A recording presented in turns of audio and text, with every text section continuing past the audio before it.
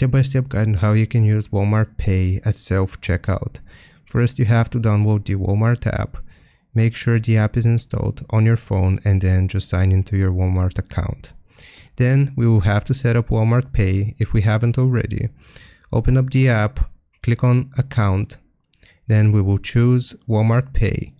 Follow the prompts to add a payment method such as credit, debit card, or gift card. You may also link your bank account if you prefer that. Once your payment information is entered, Walmart Pay will be ready to use.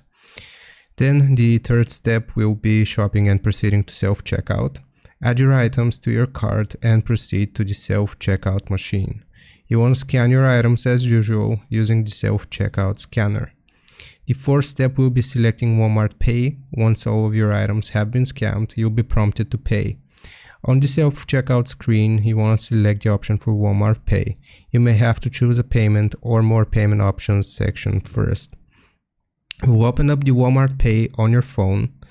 Open the Walmart app and tap Walmart Pay. A QR code scanner will appear on your screen. You want to scan the QR code. On the self-checkout screen, a QR code will be displayed for payment. Use your phone's Walmart Pay scanner to scan the QR code on the screen. Confirm the payment. Once the QR code is scanned, the payment will be processed. A confirmation will appear on both your phone and the self-checkout screen. Collect your receipt. You'll receive a digital receipt in the Walmart app, and you can either request a paper receipt from the machine or just rely on the digital one. And that's how you do it. I hope this helps. Leave a like and sub. I'll see you next time.